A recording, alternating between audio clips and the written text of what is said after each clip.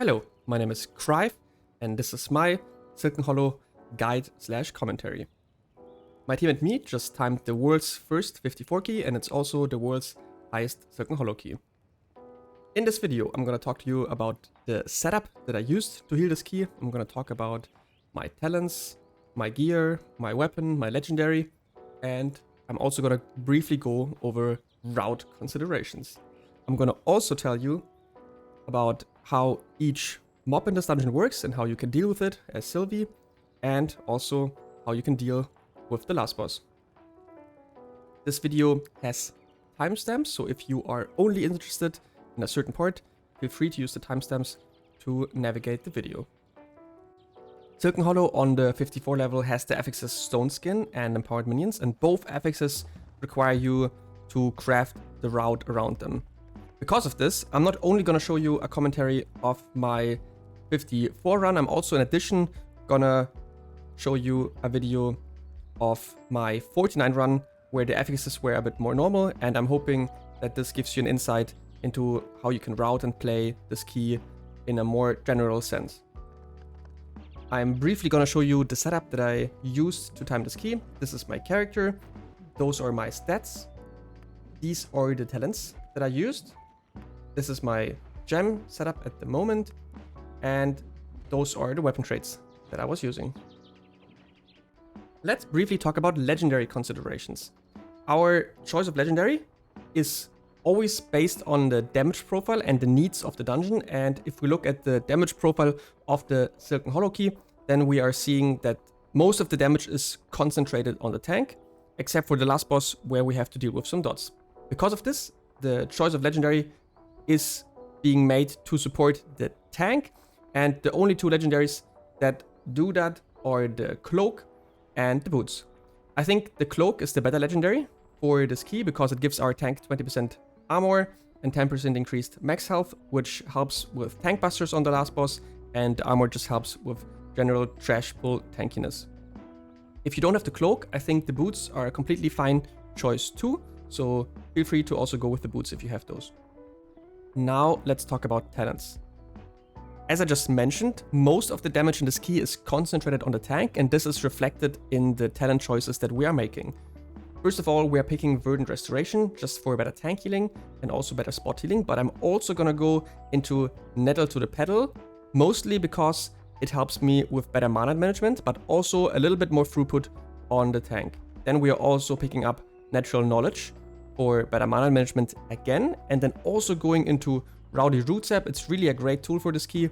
It can help with every pull, and it can also really help with the last boss because it also slows the attack speed of the ads that are spawning.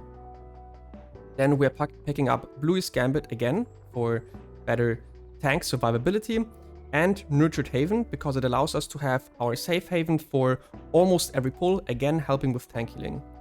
Then Flower Power is a talent that we need mostly for the last boss to heal the dots that the boss is throwing at us, and then Elusive Wilding is a good pickup because none of the other 1-point talent nodes really make any better sense. We don't need Trailing Restoration, we don't need Bloom and Boom Shrooms, Spirited Fortitude doesn't make sense, and of course you could go for a bit more damage, but I chose to go the safer route. For the last boss, it's quite nice to have some DR when the dots are going out. Let's talk routes. The affixes for this key are Stone Skin and Empowered Minions, and both of those require you to craft your route around them. So for the first pull, we're just pulling this first area and killing everything except for the Bully Basher, and then we're chaining the Bully Basher into the next 6 mobs.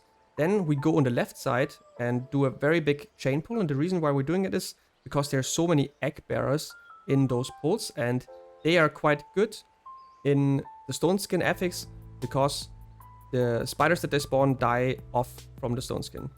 Then we get our ultimates back for pull 3, and that's why we're doing a big pull here. Then we go into pull 4 and then chicken the horror. The reason why we are chickening the horror is because it gives us a large chicken, and we can chain that large chicken into pull 5 to let it die there for really good Stone Skin value. And after that, we are already done with the trash for this key and are going into the boss. For most Silken Hollows where you don't have Stone Skin, this route is not better than the usual route, so that's why I'm showing you another route that works really well if you don't have the Stone Skin FX. And that's this route here, where you just play the first pull, go into the second pull with the second Bully Basher, then pull 3. Feels really good to play. You will get your ultimate back for pull 4, so you can do a bigger pull here, and then you can go into pull 5. Afterwards, you will do pull 6. It's a bigger pull again, and most of the time you will get your ultimate back for this one if you used it at the start of pull 4, which makes sealing this one very comfortable. Then you have one last pull and you can go into the boss. And the advantage of this route is that you just have to hack the right side. I played this route many times and it feels really good. Let's finally start with the dungeon. Keep in mind, I'm going to go over 2 dungeons. First of all, of course, the Silken Hollow 54, but then I'm also going to show you a Silken Hollow 49. And the reason for that is because we played a very custom route for those affixes, and I want to also show you a more general way to play this key. Now, for this first pull, we are all going to focus one Frenzied Looter here because of the affixes, because of Stone Skin. We want to kill one low health target first here. We mark that with the green arrow pointing downward, and that allows us to get Stone Skin value onto the enemies very quickly. I am always trying to keep one healing and damage reduction cooldown up on the tank for a hard pull like this, especially at this key level, at the 54 level. If you don't do this, your tank will have a hard time. So you saw me use my bark skin here, and I layered it with a dice, and then I'm extending it here with a safe haven. And afterwards, I'm just gonna go over to spam healing because I have no healing cooldown available at the moment. Let's quickly talk about the monsters that we're seeing here. We have the Frenzied Looter, which just drops gold piles on the ground that you can pick up. They slow you, but give you a damage amp. Then we have the Bully Basher, which has a tank buster and also a cast Together Strong. If that goes through, it buffs the whole group, giving the group damage reduction. Then we have the Shin Chopper, which just starts the target dummy, doesn't do anything, doesn't have any abilities or anything else. Then we also have these Face Huggers. They are not here, but they were in the first pull and they're gonna come up next as well. And they hug one player and do damage to a DPS player or healer. This is also why you want to be in melee, so your group can use CC on them to stop those face stabbers. And then you want to heal them with your Heart Bloom, because you will mostly focus on tank healing. You can't really afford any global on the rest of the group, so your best way to deal with the face stabbers is by using your Heart Bloom. The face stabbers also have a second ability, Throw Knife. It does heavy tank damage, so ideally your group stops those throw knives on the tank. Then in this pull here is also a new mob called Rot-Hardly Clues. This mob puts a dot on the group. You see it here on my Mara. When this dot expires, it kills that player, or it does heavy damage. At this level, it kills. So you always want to be on top of this, belling this dot. We also have the mob Egg Bearer here in this pull. That's a spider mob, and it again also doesn't have any abilities, just like the Rot-Hardly Clues or the Shin Choppers. But when it dies, it spawns lots of little spiderlings, so you need to be careful here that your tank doesn't get overwhelmed when lots of egg bearers die and you get a million little spiders spawning. Then in this pull we also had another new mob, which is the Carrion Horror, and it again also doesn't have any abilities, but when any other mob around it dies, it starts casting one spell that does heavy group damage. You always want to avoid that, so you want to, if you have this Carrion Horror in a pull, you want to focus it down so it dies first. We can't do this in this case, so what we are choosing to do here is that we chicken it so we don't have to deal with the mechanic of this mob. Now here we are getting our ultimates back, so we are doing a big pull here, and in this pull we have a new mob again, the Kidnapper. That's a spider that jumps to a certain location and then does its cast. The cast drags one player in, it needs to be kicked. And then we also have another mob, it's a Venom Drinker, and what the Venom Drinker does is it has two casts. One cast is just a bolt on the tank. If it goes through, it gives the tank healing reduction, and another one is cast that can't be kicked but can be stopped. It summons a tornado, and if you get hit by the tornado, you also get this debuff that does healing reduction. What I'm looking for here in this pull is to, again, just always have like one healing cooldown or damage reduction cooldown running for my tank, and then I'm especially looking at my tank's health bar when we are chaining, because Helena is decently weak when you are going into a new pull, because she has to set up debuffs on the enemies. Only then she's very tanky. So on pull, she still needs a few globals to set up these debuffs, so she's more tanky, and that's why she's weak on pull. So whenever my Helena's chaining, I always want to make sure that she has initial damage reduction or some kind of help from me, and that she's going into the next pull in a way that she's very healthy. So I'm trying to top her here, and I'm giving her bark skin, and then on pull I'm also using my weapon just to keep my Helena top tier. And then as soon as she is able to set up these debuffs on the enemies, she becomes quite tanky, and then we are fine again. So the reason why we are kiting the Carrion Horror here is because, just like I told you, when an enemy dies near the Carrion Horror, he starts casting his AoE spell. So we are trying to kite the Carrion Horror away from the enemies that are dying in the hopes that he doesn't cast. And he didn't cast, so we achieved what we wanted to achieve here. Now we are just finishing off this pull, and then we are gonna chain the large chicken into the next pull. And our idea is that we want to blow up the large chicken here for stone skin value in the next pull.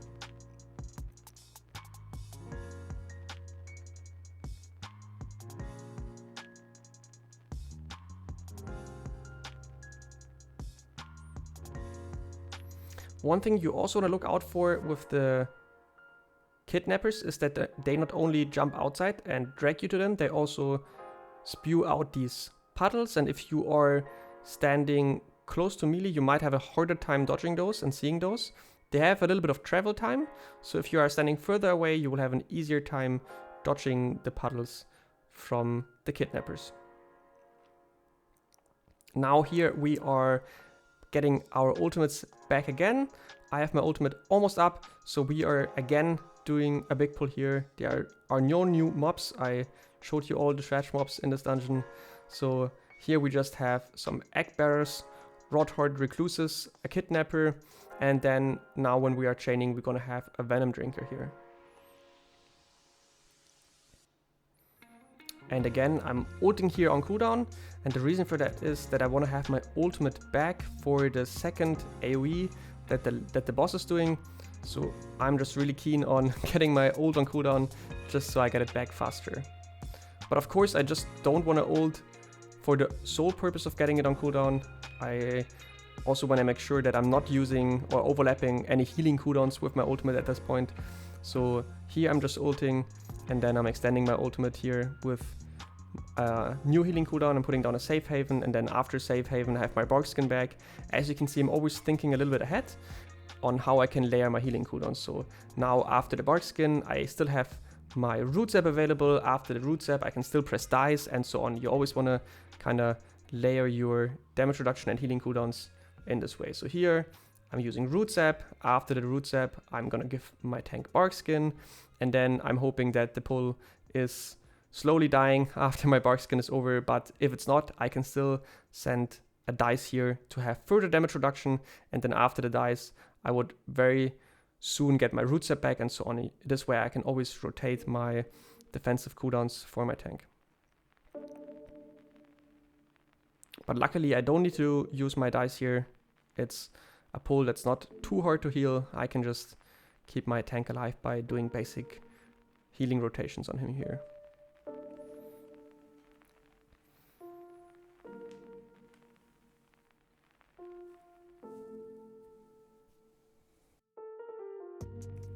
Now we are shrouding to the boss, and that gives me the opportunity to quickly talk about relics.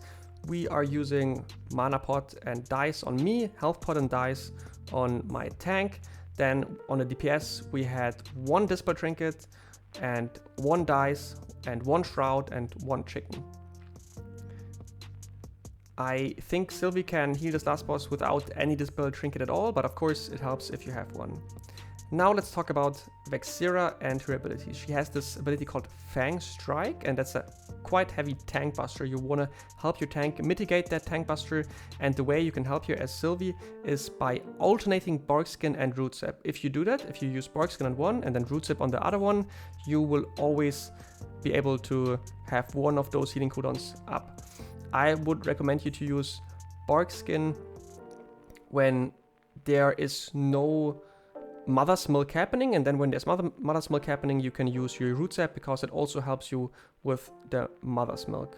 So here you can see Mother Milk is happening and Fang Strike is coming up. That's why I'm using Root Sap here, because it helps me reduce the damage of the dots from the boss, but also helps the tank at the same time with dealing with the tank buster. Then we also have these tethered webs coming up. It's an ability that goes on the players that are standing closest together, so it has some kind of targeting AI, and in this case it went on Frush and me, and the way you deal with this mechanic is that you just walk apart. This way you break the link. Then she also has this ability called Venom Spray, where she just sprays out these puddles. You have to dodge those. And another ability she has is called Children, where she spawns spiders, and it's always alternating from the left to the right. So this spawn here was on the right side, and now the next spiderlings, whenever she calls her children again, are gonna spawn on the left side. That's where also why we are walking here towards the left side, because that's where the next children will spawn. Then the last ability that you can see here, or it's not really an ability at all, but it's these puddles that are on the ground, and they're always fixating players. They're always chasing after players. So you want to walk away from those. They fixate for a certain amount of time, and then they refixate on a different player afterwards. The way you want to deal with this boss is that you have your blue butterfly on your tank when there's no Mother Milk happening, because the spiderlings that are spawning and the boss itself are doing quite heavy tank damage, and you want to keep your blue butterfly on the tank here just so he has that 5% damage reduction, and he also gets more healing from you. It's very important. It will make a very big difference. But then when the Mother's Milk is coming up, you want to then move the blue butterfly back to yourself. The way I'm dealing with the Mother's Milk is that I'm always just using 2 Heart Blooms. You will have 2 Heart Bloom stacks always available if you're playing with the same haste that I'm doing, and if you have the same cooldown reduction that I have on your Heart Bloom. So I'm just opening 2 Heart Blooms, and then I'm just spam healing my Restore Lives to fill up the Heart Bloom, and that helps me deal with the Mother's Milk. I'm also trying to have my weapon available for the Mother's Milk. This also just keeps the group a little bit more healthy if I can use the weapon for the Mother's Milk. If you are playing a Dispel Trinket, the Dispel Trinket has 2 minutes cooldown, and the Mother's Milk is on a 1-minute cadence. So you can use your Dispel Trinket on the first Mother's Milk and the third one. And if you are playing 2 Dispel Trinkets, then you can dispel every single Mother's Milk. Because we only played 1 Dispel Trinket, I held my ultimate to heal the second Mother's Milk because I had no Dispel Trinket there.